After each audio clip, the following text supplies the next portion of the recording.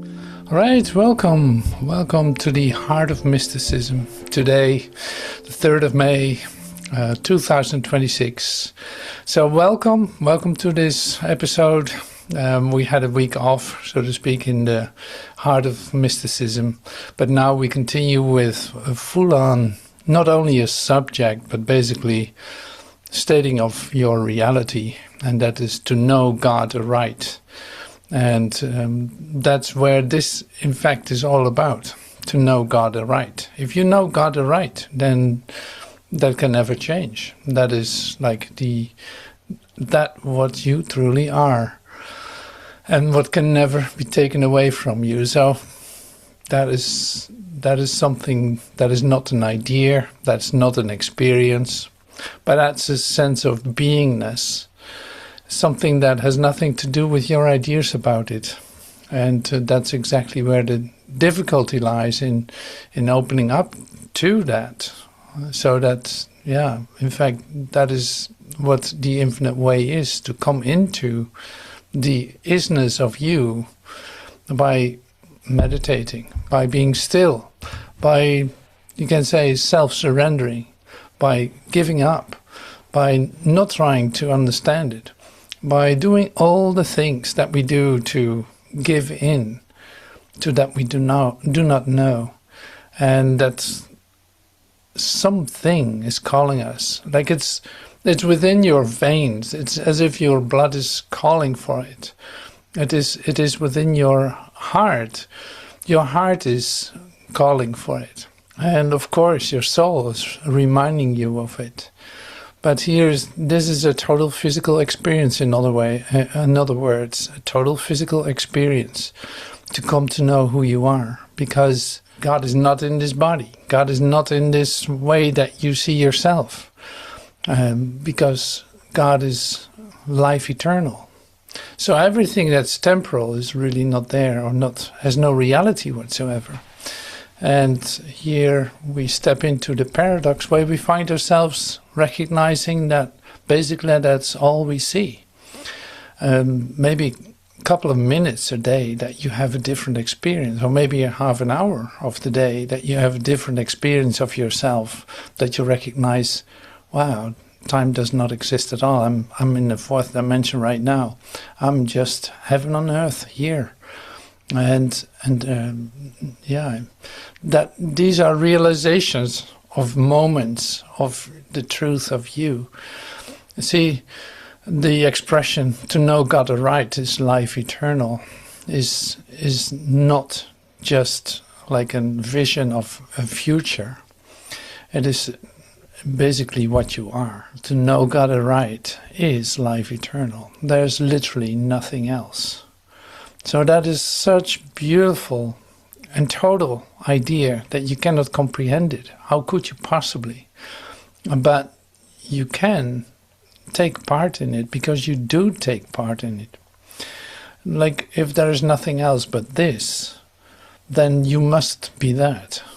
And so that's the real undoing that takes place in following the lines that are set by Joel and Jesus, I always say, because Joel uses a lot of Jesus of Nazareth, Jesus Christ of Nazareth, in his teaching, so very much so.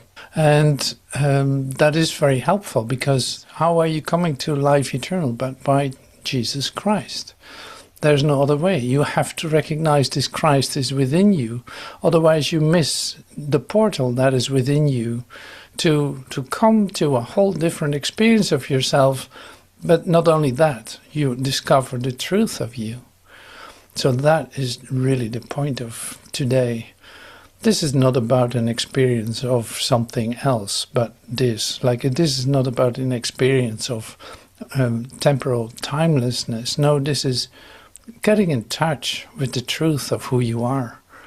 And that makes this so amazing to see, to read, to be still with it. Now, in order to do that, and here I come with the meditation of today. The meditation of today is from practicing the presence of Joel. And in practicing the presence, Joel gives us basically an exercise in self-surrender. And that is not a sacrifice, but it's a surrender. It's a melting into the truth of who you are. And that is not a little thing. So we have to prepare ourselves a little bit for it, in the sense that you might want to repeat this meditation, or that you really this time hand over everything. It's like, oh, this is the only thing I want. I really only want to experience the truth of who I am. That is the reality of me. I want to know what that is. I want to feel that. I want to experience that. I want to, in fact, I want to come to fully realize that I am that and nothing else. So in other words, we go into our withinness, into our stillness, to be with that, to let us show what is true about ourselves. Like, we really don't have to do anything, because we cannot correct ourselves. We're full of like mesmerizing ideas about ourselves. So how could you possibly come to a full, clear mind of consciousness, of a realization of the truth of you? No, that has to be given by you being willing to let that occur, by you really wanting that. Now this is an exercise in that, to say like, okay, this is truly what I want. And even for a short glimpse of it, even for a touch of it, I would be so happy to receive that today. So this is what I'm gonna say, prepare to bring up here on the screen, and we read that, and Michelle will read it in French after that, and I'll come back then with repeating the prayer in itself of the meditation that Joel gives in the middle of the text. And we're going to step right into that. So yeah, the basic instructions is sit comfortably, relax your shoulders. Like, there's not really that you're doing something. It is more like you allow that to, as if the water of the ocean is going to come over you, and you just let it happen. But this is a very gentle surrender, which is really beautiful.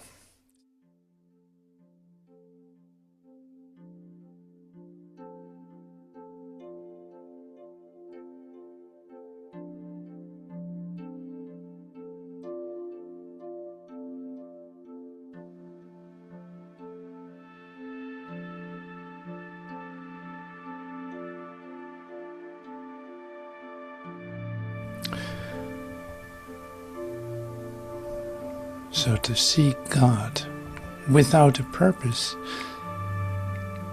is the ultimate of spiritual realization. To seek God for no reason whatsoever is the ultimate of spiritual realization.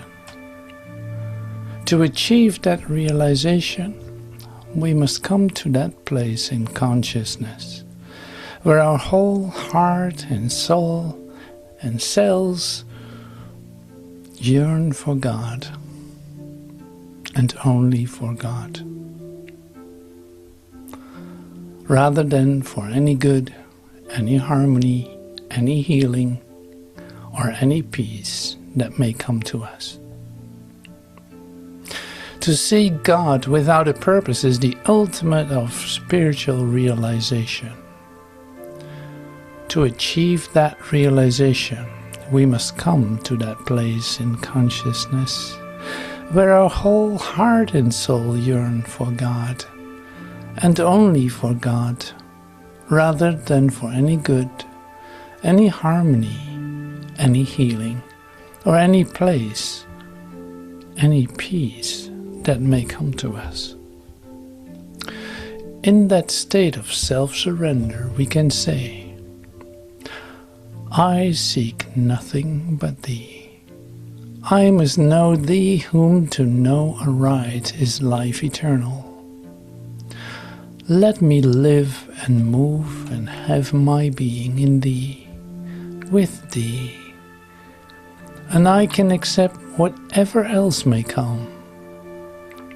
What difference then would it make if I have a body or do not have a body? If I am healthy or unhealthy?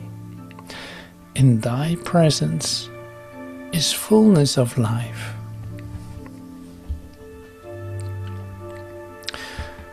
When consciousness rises to that place of devotion where God is God to us, only for the sake of God, that is when we have attained the infinite way of life.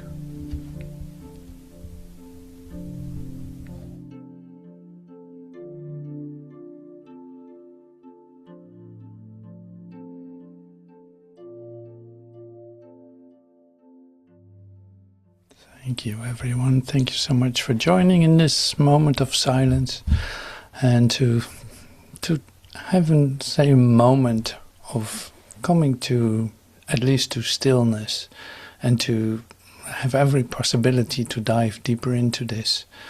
So this is like a continuation of the meditation, but it's not really that you have to stop it, of course. Like no, this is all part of that. This is like what you are doing, what you start to open up during your day, to have more moments like this, of a certain intensity of, oh yeah, let's be still. I want to receive this. I want to open myself up for this. Forget about the world for a moment and just be here with this. Let God speak to me. Let's listen. Let's take time to do that. Now, so I want to, I can say, like, talk to you a little bit about some reminders that Joel sent us in the talk, the Maui talk that we're going to listen to. It's a Maui talk from 1960, and these are used in a book. I think it was the Consciousness Transformed, but correct me if I'm wrong. It's like the Maui talks. So the great thing is that there are very practical points mentioned in it, but the difficulty with the practical points is, you have to do them. You have to actually accept them and to demonstrate them in order for them to see them at work. And that's so amazing in this. Like, you can't really hear this until you hear it. So that makes it difficult to hear it, because it has nothing to do with how you have heard things so far. And that's what is transformative about this. Like, you haven't heard any of this like it really is. Otherwise you would be in such a different experience that suddenly everything starts to make sense. And everything falls into place without you doing anything. So that's the way Joel teaches this as a very practical way, practical mysticism way. And so we're going to follow up on some of those reminders that Joel sends us. And there's plenty of them, of course, because into every fragment of your human identity that you, say, intensely defend, in fact, is in every of those segments, you need to hear or to let come to you different new ideas, where you say, like, yeah, that makes total sense. Like, it is with truth, it is like that. It's like, it makes total sense. So every time the truth is taught, it is not even that you're surprised, really. It's more like you have a recognition with it and say, like, oh yeah, that makes so much sense, much more than I was thinking about it. So the same as in the meditation, it's like, what does it matter if I'm healthy or sick? When I'm in the realization of truth, like, what else does matter? Nothing. It doesn't matter. It doesn't define you. If you let yourself be defined by it, then you find yourself in matter, in time and space. And there you have it. So there's like, we're not looking for a different outcome here. No, we're looking for reality. A full-blown experience of reality. Not only experience, like I said in the beginning, not only the experience of reality, but becoming real. Just being that. See, there you go with the words. So we're going to see what Joel shares. Here's one statement. Joel is pretty, almost like philosophic in this first half hour that we're going to listen to. So here's one expression: you can't stop God being God. And that's, you say like, yeah, that makes total sense. And so what is God then? God is everything. So you cannot stop everything being everything. But you try to make everything into something else. That's why you're a human being, and temporally living in time and space. That's impossible. You can't stop God. You can't stop God being God. But in your illusion you can, in your dream. Now, to know God aright is life eternal. It does bring harmony, the infinite, eternal harmony, peace into the lives of those who make that contact, who come to know God aright. To know God aright is life eternal. So yeah, here we have one expression: to know God aright is life eternal. It does bring harmony, infinite, eternal harmony, and peace into the lives of those who make that contact. Now you can say like, they come to know God, so they come to know themselves, because you're a whole part of what God is. So this makes it with words a bit like, okay, now I have to have the experience, then I come into it. But that's not what Joel means. So each one individually must approach God and learn God aright from themselves, for themselves. It can never be a collective experience. Simple as that. So it's like that happens in you. Each one individually must approach God and learn God aright for themselves. It can never be a collective experience. So in other words, group consciousness is not going to do that. But, so here's the thing, and we've mentioned this before, but it's lovely to use it, because like it needs to come through the individual, through you. You need to come to know this, of course. Like, what happens if you come to know this? You see that everything is connected and everyone's included. There are no separate entities any longer. So that's why you cannot get this through a group experience or a collective experience. No, you have to receive this individually. It comes through you. You have to accept this. You have to let this happen to you. Then you see that there's such a thing as oneness and that you're a whole part of it. It can never be an experience that can come to anyone by joining anything or being members of anything, like a church, for instance. Like it cannot come to anyone by joining anything or by being members of anything. It is an individual experience that has to take place within each individual. And you may accomplish it if your dedication is of sufficient degree, and 1,000 may fall at your left and 10,000 at your right. You may attain it and not another member of your family or friends or your community.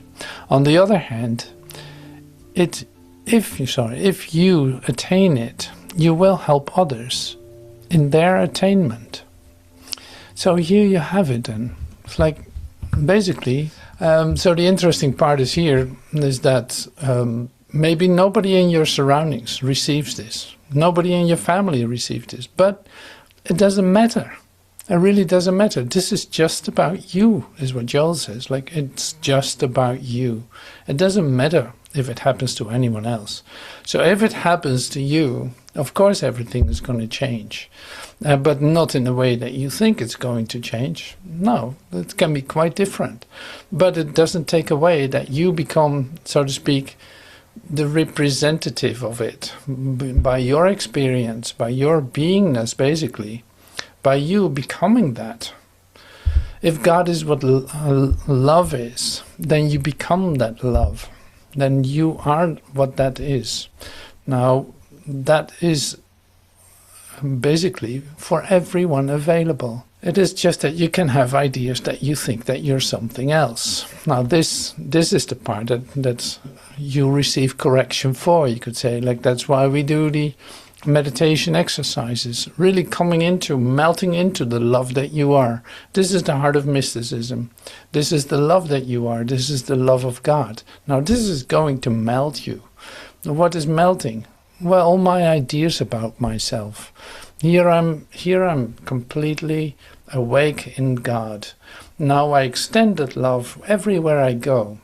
There's no, basically it doesn't really matter to me any longer how the specifics are outside of me, because I've found something within myself that I recognize to be myself. Now I don't need to do anything. I'm present in that. If I need to do something, it will be told. If I need to go somewhere, it will be told. And on and on and on. It's like, but the basic thing is that it doesn't change where I find myself. I literally cannot go anywhere with it. I cannot do anything with it.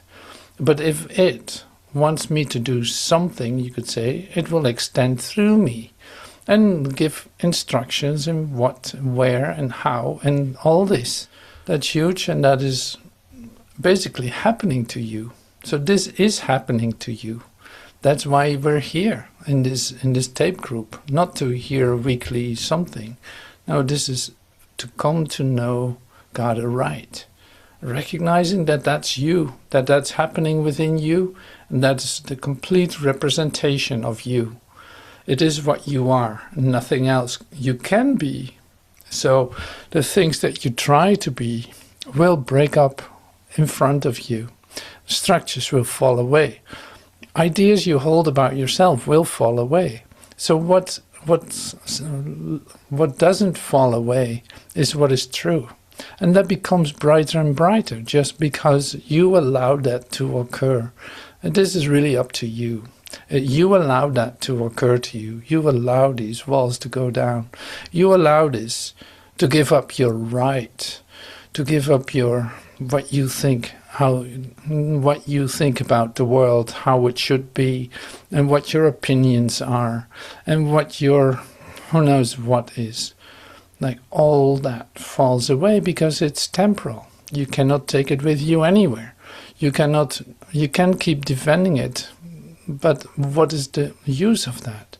Now if I drop that, here's life eternal. I enter into my natural state of heaven right here, right now, in my presence. That is my truth, my security. It is exactly where I am. And I cannot walk away from it either. Never, ever. It's with me. It's right here. So that's, to know God aright is life eternal. That doesn't change. That doesn't flicker and go out. It is present in you, right here. Literally, you carry it with you. Now, to give it basically space in your consciousness, you practice just what Joel tells you. Sit still a couple of times a day, do this, read a bit, imbue your mind with truth. But also give up on ideas that would make something of you that you are not. So that can be like a real challenge. He talks about family. He talks about friends. Like 1,000 may fall on the left, and 1,000 may fall, 10,000 may fall on the right. Like this is lonely business for a moment, because this is about you. It's not about anyone else. And you have used everyone to, in fact, confirm what you are not. Now this undoing can be pretty quiet, can be, quite disturbing for your idea about yourself, which is great. That's why it's occurring. Not to make it difficult for you. No, to recognize, like, truth is what I want. It's the only thing I want. I want nothing else. And that is given to me because it's what I am. I cannot lose it. I simply cannot lose it. It's right here. It's present. What does it matter to me? Who stays with me or who goes? Who can follow this or not follow this? Or who can accept me this way or not? I know there is no one outside of me. I know that everyone has his own time in recognizing this. And there's no pressure.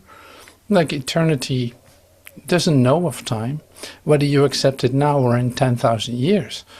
And it really doesn't matter. It's the same idea. Now the first step, Joel says, the first step is to recognize that you cannot influence God. That God is not going to obey any orders that you give. God is not going to answer any petitions that you make. God is not going to be influenced by man at all. And but God can influence man, but man cannot influence God. That's the first step. Well, so you keep yourself busy for some time with all this. You sometimes want God to give you what you want. And that doesn't seem to work that way. And that's right. So this is what you have to let go of in the end. But you will not do that right away because you want it. That's why you ask for it. But that wanting is also based on an idea of something that you are not. So of course God cannot even hear that, what you ask. Who has told God how to run the stars and the sun and the moon and the earth? Who has sufficient wisdom to tell God anything? You will find in our textbook, The Infinite Way, that this message is based primarily on two words, and that is as and is. There is not God and man, there is not God and the universe, there's an infinite God, an infinite all-inclusive God appearing as individual being, appearing as this universe. You see, that's so interesting too. So Joel says, like, it's appearing as. So is there any reality to how it appears? No, there is not. Will it look like that for a moment? Yes, it does, because you really think that this, what you see, is part of your reality. So that's why it's so interesting. Like right next to that, what you see, what you experience, is something that is real. Like I said, you cannot walk away from it, but you can definitely experience it. Like the scenery can be so beautiful, or the contact can be so lovely. At the same time, there's a way to stay in communication with the infinite that doesn't disturb it necessarily, but places it all in perspective. Like it's not about form any longer, but it is about the communication that is taking place within you, that you have recognized as your reality. So that's for a moment in time or in this world, a place where you, can be happy for no reason, even though somebody just walked away from you being angry at you or whatever it is. It doesn't matter any longer. You found your certainty within you. You found this communication that is not it's not disturbed by anything. That is the loveliness. And this is not to escape the world. No, this is, it is like you escape the world by coming into the experience of your totality. Because the world is not ruling you any longer. You're not waiting for world peace to happen, but you start to, change your mind about the world and recognize the truth of who you are. In that, everything changes. What does it matter how it looks? Whether you are a body or don't have a body, whether you are sick or not sick, whether you are in war or not in war, whether there's peace or not at peace. Like, in the end, it doesn't matter what the vision of it is or what the perspective of it is or what the mesmerism of it is. That's not the truth of you. So the truth of you just simply doesn't change, which you cannot understand. So one important thing that comes to mind now is like we think in terms of sick and well as long as we see them as separate. So it is basically when you see something as sick, that also entails, like it's all part of the idea of sick and well. Like it is the same idea. That's why the human mind is very limited in that sense, because it believes in opposites. Well, there aren't any opposites. If truth is one, there are no opposites. which is really wonderful. So you don't have to look for opposites anymore. I wish this and I wish that. I wish I was healthy. I wish I was sick. I wish I was wealthy. I wish I was, well, you name it. Like, you don't have to look for that any longer. Now, what do you have to do in this world? Nothing, because this world is based on differences. If you cannot perceive them any longer, but it really doesn't matter which part of the scale it goes, within your recognition of the truth of me will never change. So now, what can possibly hurt me? What can I possibly lack? If I recognize this, that life is eternal, that I am that I'm the resurrection and the life, what else do I want to be? Is there something else I want to be too? You know, like this. This is really what Joel is teaching. So that's interesting. Now we're going to listen to the first half hour, since it's so instructive. So I love to turn that on for a moment and listen to Joel, because we're now in this opening our consciousness up for something, for some real instruction, you could say. And Joel does that with basic points of, no, there's not this, there's not that. And you try this, and think this about God. Like, I had more sheets, but I'm leaving that up to Joel. And because Joel says it very systematically and in a language that you really love. So I'll share it with you. Good evening.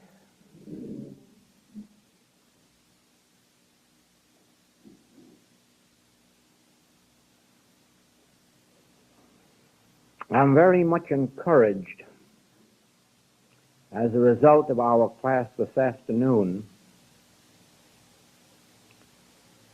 to carry this work a step further. But in doing so, I will have to tell you in advance that the lesson in and of itself will do you no good unless you experiment with it, work with it, practice it, to note the results or fruitage that you get. And for that purpose, it will be wiser for you not to discuss it with anyone, not even among yourselves, but to do your work alone, to see how the fruitage appears in your experience, or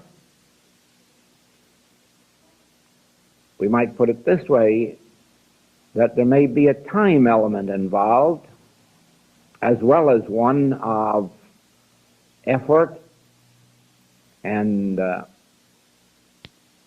dedication before you even attain the slightest unfoldment. And the reason is that to carry our work a step further than we did today, you will have to go into entirely new spiritual territory. This has to do with a scriptural passage regarding God, where it says, to know him aright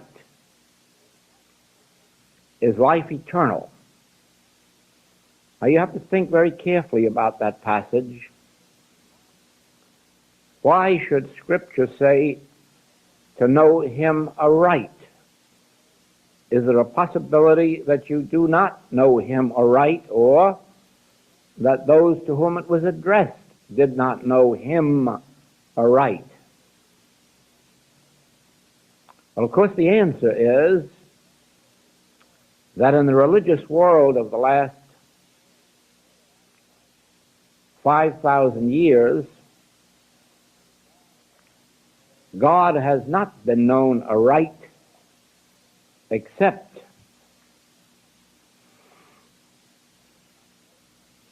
about 4 times for very brief periods.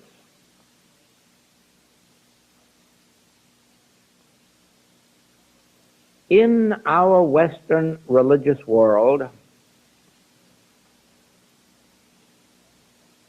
the only record or records of God having been known aright was in part of the revelation of Jesus Christ and that of John. Aside from these two, there is no record anywhere that I know of in the last 2,500 years in which God has been known aright. And of course, if you say, how do you know that? Then we quote the rest of the passage. To know him aright is life eternal, meaning harmony, wholeness, completeness, perfection, immortality, just what it says, eternality. There can't be eternality where there is imperfection or where there is death or disease, which is the forerunner of death. Now,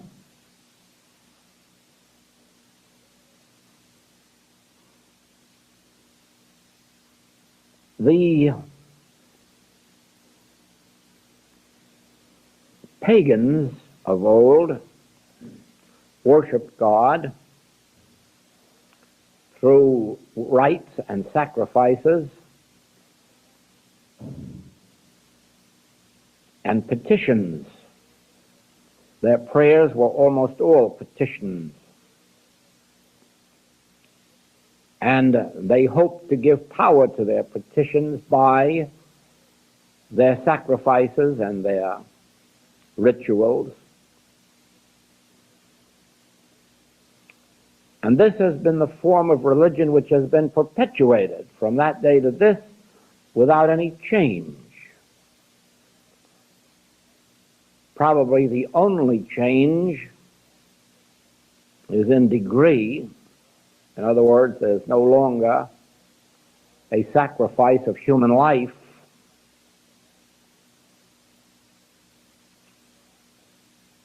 or animals, except such as may be sacrificed on feast days. But aside from that, there has been no change in the religious practices of the last 2,500 years. Now, to know God aright is life eternal. It does bring harmony, infinite, eternal harmony, peace, into the lives of those who make that contact, who come to know God aright. And each one individually must approach God and learn God aright for themselves. It can never be a collective experience. It can never be an experience that can come to anyone by joining anything or by being members of anything. It is an experience that has to take place within each individual. And you may accomplish it if your dedication is of sufficient degree, and 1,000 may fall at your left and 10,000 at your right. You may attain it, and not another member of your family or your friends or your community. On the other hand, if you do attain it, you will help others in their attainment. Now, the first step is to recognize that you cannot influence God. That God is not going to obey any orders that you give. God is not going to answer any petitions that you make. God is not going to be influenced by man at all. God can influence man, but man cannot influence God. Who has told God how to run the stars and the sun and the moon and the earth? Who has sufficient wisdom to tell God anything?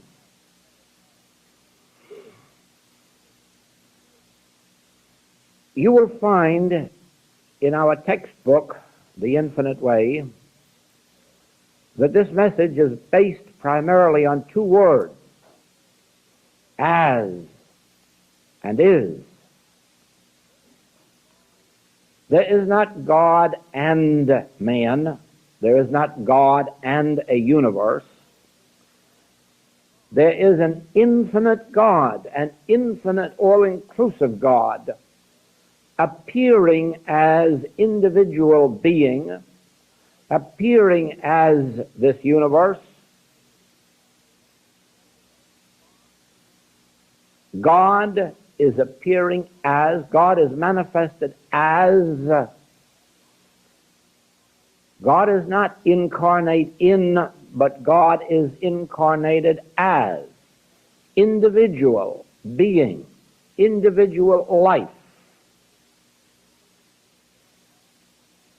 And God is. There is no way under the sun of starting God, of getting God to do something.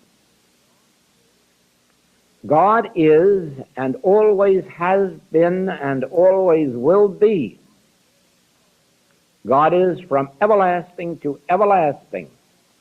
And there is no one that can stop God being God, and there is no one that can start God doing something tomorrow, or tonight, or a moment from now.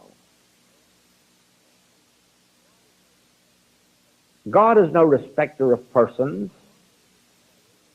God cannot be directed to an individual. God cannot be petitioned to do something. Ah, yes, God can be petitioned if one wishes to waste their time.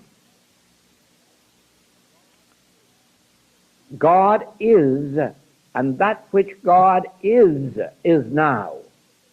And not only is now, but is here. The place whereon thou standest is holy ground. Thou seest me, thou seest the Father that sent me, for I and the Father are one. Omnipresence is spiritual truth. There is no place where God is not. Therefore, God cannot be brought to any place. When Solomon said that his entire temple couldn't hold him, he well knew God as omnipresence. He well knew that the place whereon thou standest is holy ground. Just as we later read, whither shall I flee from thy spirit? If I mount up to heaven, thou art there. If I make my bed in hell, thou art there. If I walk through the valley of the shadow of death, I will fear no evil, for thou art there. Where is God not? And the answer is, God is, and God is omnipresence. And in the same breath, God is omnipotence, therefore there is no power and never has been a power to oppose the will of God. Therefore, there is no power to be set aside, no power to be overcome, no power to be destroyed. God is, and beside God, there is nothing. Is there any other God, says Isaiah? Is there any other but the one, the I, the me? I know not any. There is but one power.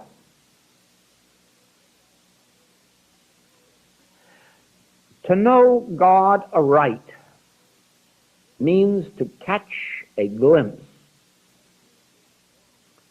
Not merely to affirm this, not merely to declare it, not even to believe it. One must go further than that. One must actually glimpse. One must spiritually discern or feel inwardly that God is. Beside him, there is no other. Thou, Pilate, could have no power. Put not your faith in princes. Cease ye from man whose breath is in his nostril. I shall not fear mortal man for what he can do to me. All of these must be spiritually discerned within your own consciousness. It must be clear to you. And whether that takes one day or whether that takes 10 years of your time, that is the place in consciousness to which you must come, so that ultimately you reach a state of relaxation, such as is indicated in the 23rd Psalm. The Lord is my shepherd, I shall not want. And you can go all through that psalm without finding an appeal to God for anything, without a request, without a demand, without a hope or an expectation, but throughout the entire psalm is a calm, clear assurance. He leadeth me beside the still waters. He maketh me to lie down in green pastures. Even though I walk through the valley of the shadow of death, I will fear no evil. There is no power there but God. We all walk through that veil. Every mystic, every spiritual revelator, whether he attained the heights of a Lao Tzu, a Gautama Buddha, a Jesus Christ, a St. John, each one in his turn has walked through that door.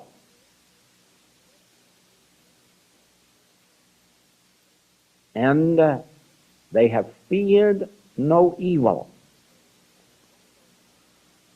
It is one of those grand experiences of those last moments when the inner assurance comes that this is but the passing from one door or through one door into another consciousness, another mansion of God. If it were not so, I would have told you. For I go to prepare a place for you. This very divine consciousness, this transcendental consciousness of which we spoke today, this goes before you, whether traveling on this plane or another. Therefore, to know God aright means to stop all of the mental efforts to reach God, to influence God, to try to gain God's blessing,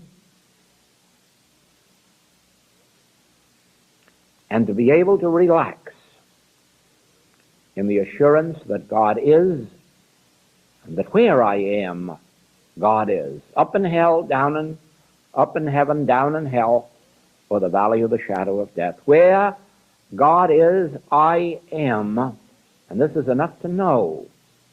But to discern it, to glimpse it with spiritual vision means to be able to relax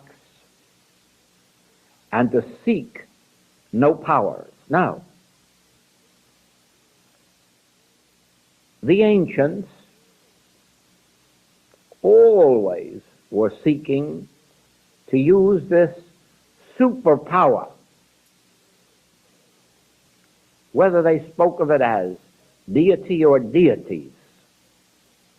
They always sought to invoke that power to do something for them on earth. If it wasn't changing the weather, supplying more fish or more cattle or game,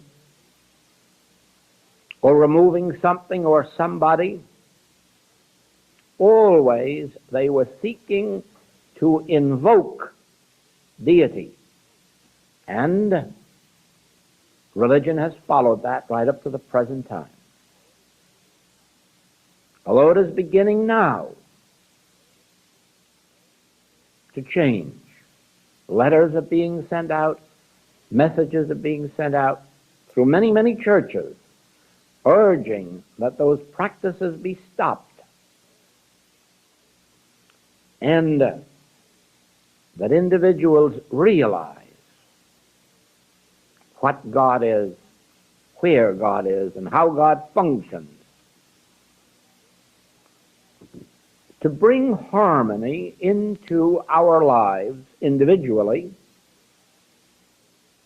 means to perceive that God is infinite intelligence and therefore knoweth our needs, even before we do. It is to acknowledge that God is love and that it is His good pleasure to give us the kingdom, and then to relax in those passages of the Masters. To bring harmony into our experience means to release ourselves from every attempt to use God power and to relax and let the Spirit within us use us, flow through us, act through us. I can of my own self do nothing, therefore why try? I can of my own self do nothing, therefore why waste time and energy? The Father within me doeth the work. Then it is necessary that we be relaxed mentally,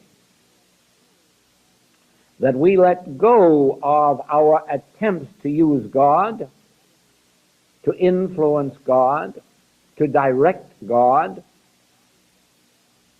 to advise God, to please God or placate God. Relinquish all of this and rest. Rest in the assurance that underneath are the everlasting arms. I will never leave thee, nor forsake thee. Only when the mind is at rest, that is, resting from trying to acquaint God with our needs, to influence God to bring them to us. Only when the mind is at rest in the assurance, the Lord is my shepherd, I shall not want.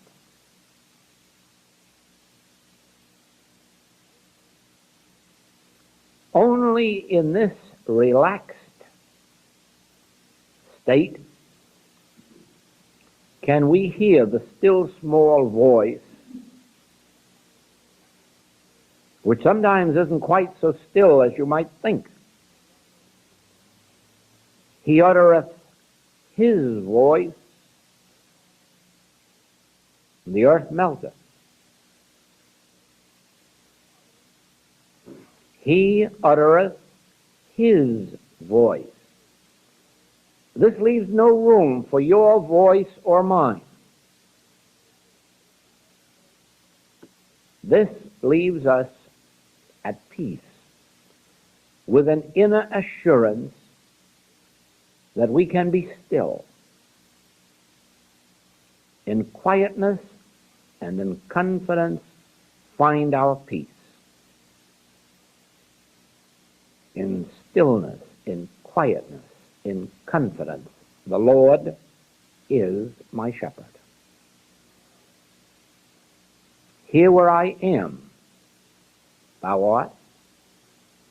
Wherever thou art, I am, because we are inseparable and indivisible eternally. Not from the cradle to the grave, but all the eons before we were born, and all of the ages after we seem to have passed, I and the Father are one from everlasting to everlasting, for God changeth not. The life of God is an eternal life, and it is your life and mine. The mind of God never wavers. And the mind of God is your mind and mine, because there is only one life and only one mind. There is only one intelligence, and when we are still, that intelligence can operate as our individual mind and wisdom. When we are still, that one life is apparent as our individual life. To know God aright means to understand that God is the, shall we call it, intelligent activity of this universe, the intelligence, the creative and maintaining and sustaining principle, and then relax and let that principle operate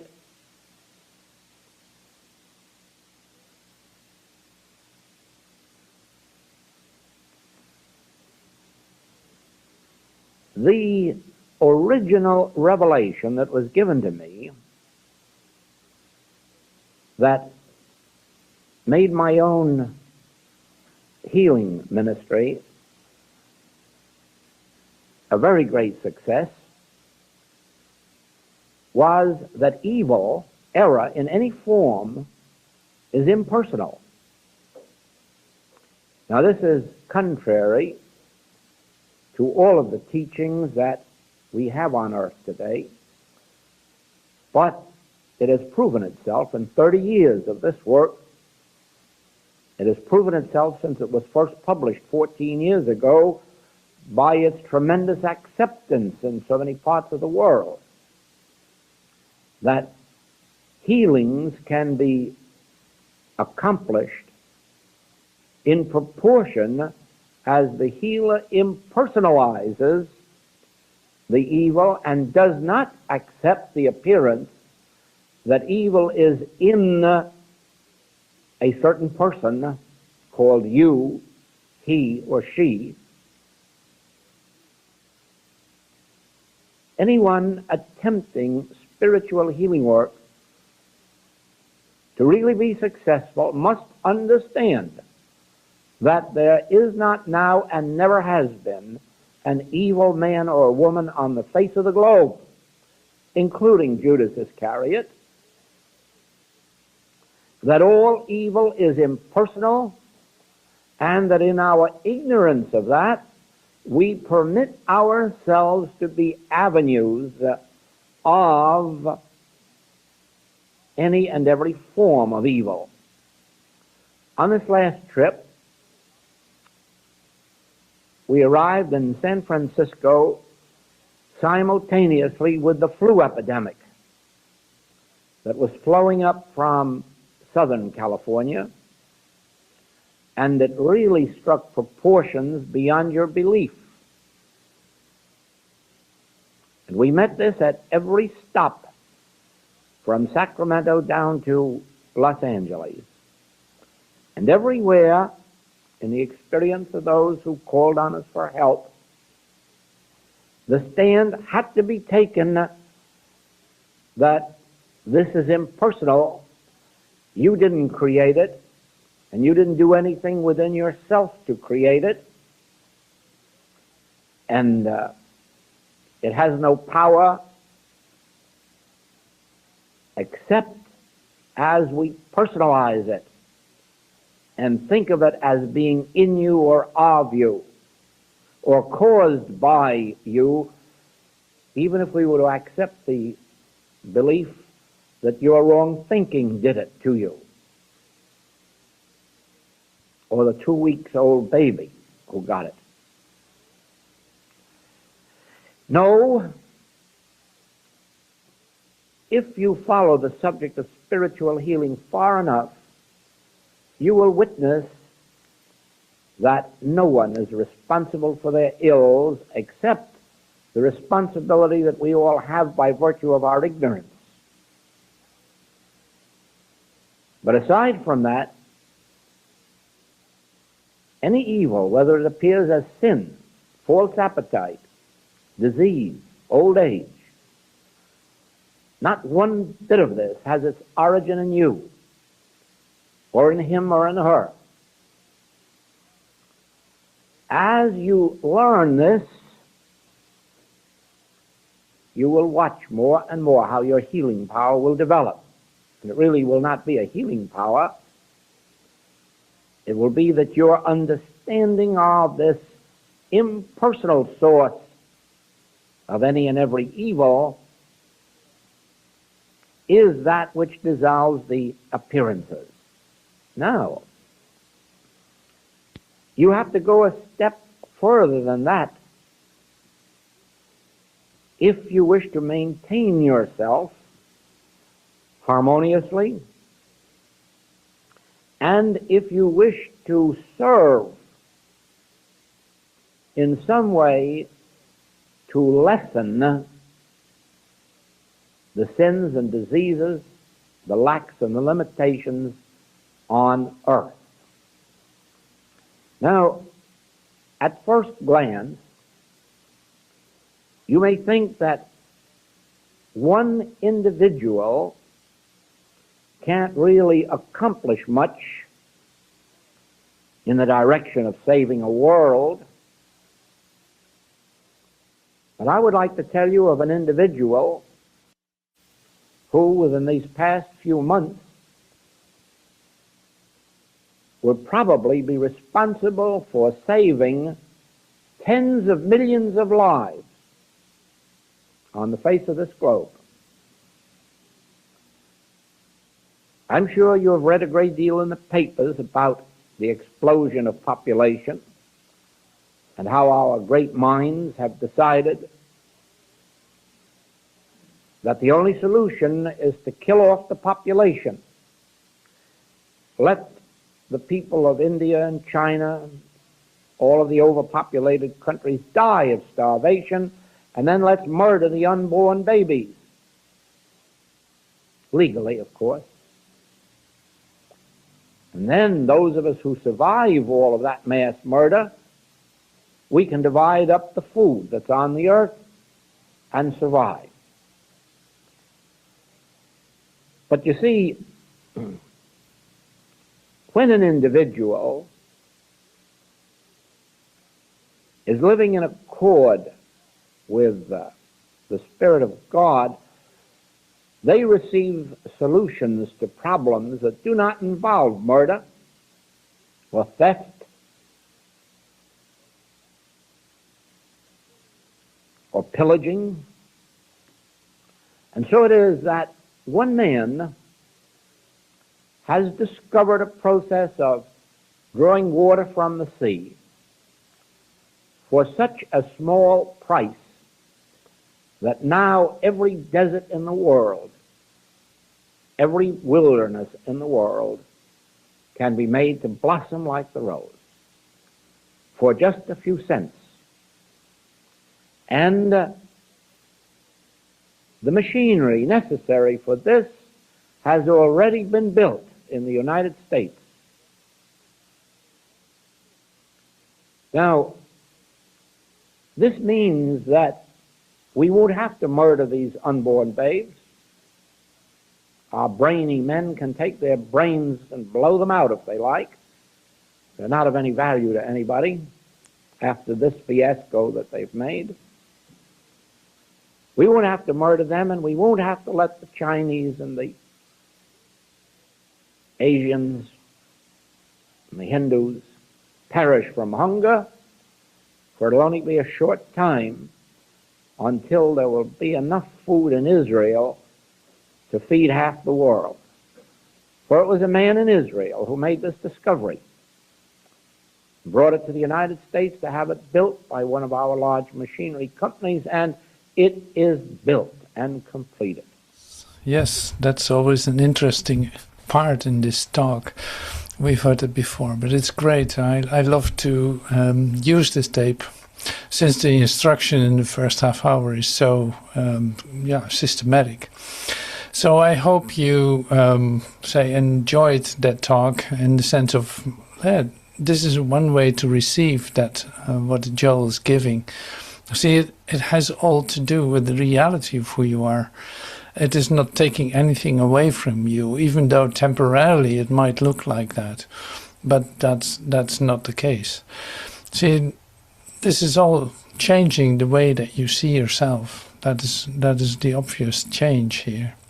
You thought you were this, you thought you lived in a world, in the sense that you lived in a world that you thought you had to change.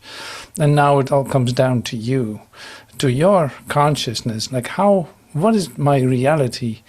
I want to catch a glimpse of that at least, or come to know myself.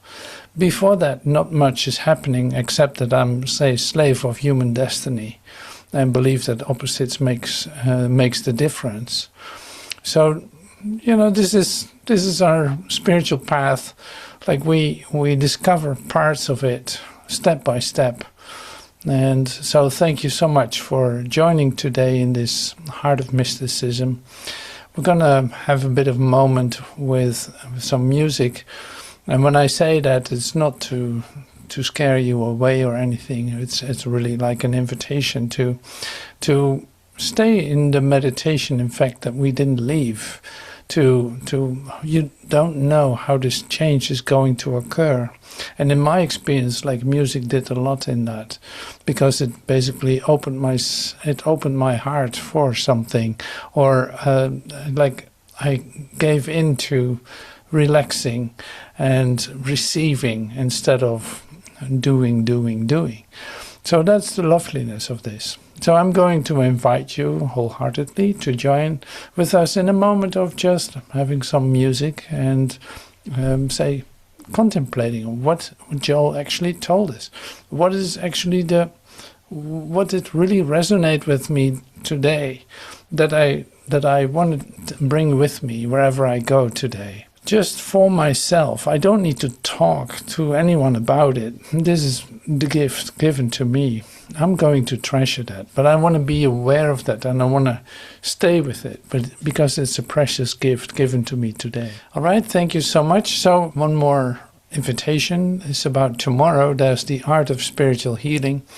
Now, that is not like per se an infinite way meeting at noon Central Time, but it has parts of course, it's based on Joel's book, but we start with the subjects from the book and take it from there. We bring it into practice. There's a healing circle that we will open up during these weeks that we come together, in which you literally take time to allow some healing to occur by you expressing what concerns you or that you want to get rid of, just to really share it with your brothers, and not to make it real of any kind, but to basically allow a release to occur.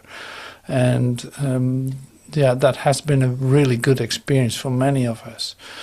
So that's the invitation. There's also a practitioner practice part in which we work a little different. So what you do is you bring your favorite scripture or your expression of Joel or your favorite spiritual quote, and you actually start to share about that. You start to teach that.